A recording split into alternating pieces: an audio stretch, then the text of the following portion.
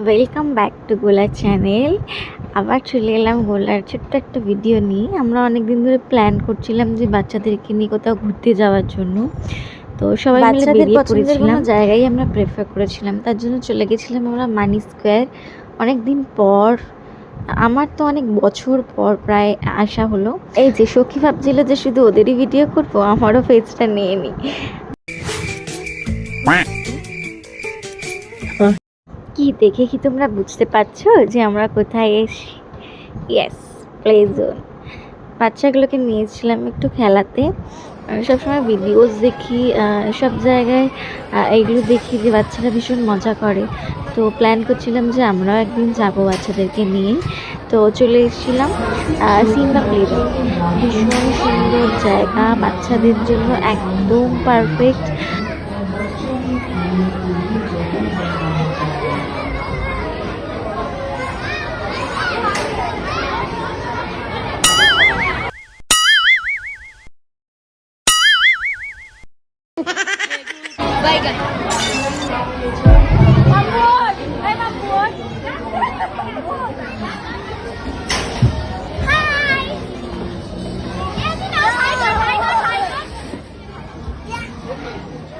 কি গোলাকে দেখে বুঝতেই পারছো গোলা কতটা বধূ।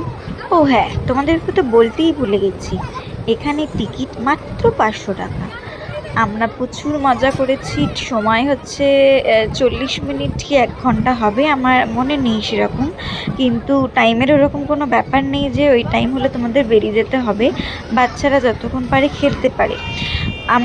আমরা দেরি হয়ে যাচ্ছিলো বলে বেরিয়ে চলে এসেছিলাম, তবে আমরা টাইম আপ হয়ে গেছিলো তারপরেই বেরিয়েছিলাম। আর হ্যাঁ, 500 টাকা কিন্তু শুধুমাত্র বাচ্চাদের জন্য।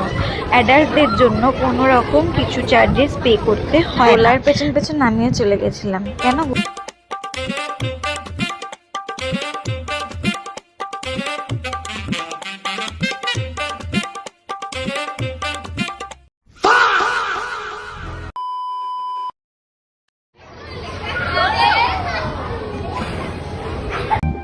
ये फंस गया। আরও অনেক খেলার অ্যাক্টিভিটিস ছিল, কিন্তু আমি পুরোটা কভার আপ করতে পারিনি। আমি বলবো যে যদি বাচ্চাদেরকে নিয়ে কোথাও ঘুরতে যেতে চাও তোমরা, অবশ্যই এরকম একটা জায়গায় বাচ্চাদের নিয়ে ঘুরে এসো, ওরা ভীষণ মজা। নিচেই ছিল গেম জোন, সেখানে গিয়েও আমি বুঝতে পারছি না গোলা কীভাবে গাড়িটা চালাচ্ছে। তোমরা যদি কেউ বুঝে থাকো তাহলে একটু জানিও। মাম্পু দিদিও কিন্তু গোলার থেকে অনেক বড়, কিন্তু মাম্পু দিদিও স্টিয়ারিংয়ে ঘুরিয়ে যাচ্ছে।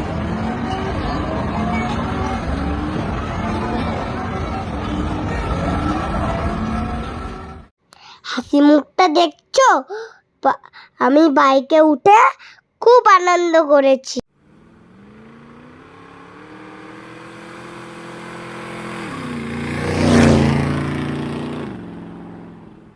আক্কু ভাইও কিন্তু মনের মতো কিছু গেম খুঁজে পাচ্ছিল না, আর আক্কু ভাইয়ের মাম্মাম তো পরেশান হয়ে গেছিল।